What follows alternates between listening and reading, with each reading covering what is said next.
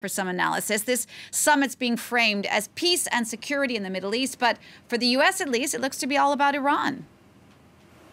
That's right. While the U.S. is trying to frame it as a peace and security conference, it's totally understood that this is really a conference about isolating Iran, bringing in both regional allies as well as EU allies, and trying to marginalize Iran. This is, of course, in the context of the U.S. pulling out of the nuclear agreement with Iran last year, which Germany, France, the U.K., and the EU more broadly has a strong interest in preserving. That was an agreement that came through after months and months of negotiation, trying to get through benefits that would be economic, security-based, and politically based, and the EU doesn't want to see that fail, the same way that the U.S. does.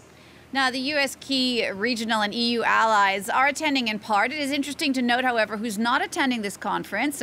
Most EU states, aside from the U.K., are sending lower-level representatives. Regionally, Lebanon, for example, boycotted the summit, as well as the Palestinians. What does that say about Trump's policy in Iran and his foreign policy in general?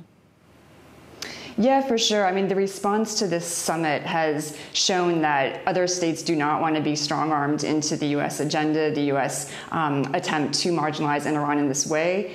There's a nod to what the U.S. is trying to do here, but as you noted, not sending top-level representatives, certain states just boycotting the summit outright, not wanting to show any kind of outright support for this. If anything, just giving a tacit nod to being part of the conversation, but not wanting to commit any kind of high-profile commitment to what the U.S. wants to do.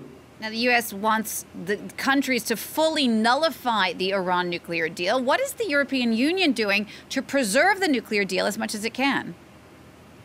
Yeah, well, this is what's been interesting. The EU has already been trying to find ways to get around the pressures from Washington. Even before the summit, the U.S. has been using a lot of economic measures to try and pressure companies as well as states to not do business with Iran. Last week, though, the EU was able to pass a certain kind of channel that would allow for initial kinds of trade to continue with Iran around the limitations that the U.S. has put in already. It'll start with mostly what's framed as humanitarian goods, so things that are classified as either pharmaceutical, medical, or food kinds of products. But the EU is hoping that it'll be a channel that can be broadened rather than narrowed in the future to be able to get around some of the barriers that Washington is trying to impose. Julie, thank you for that.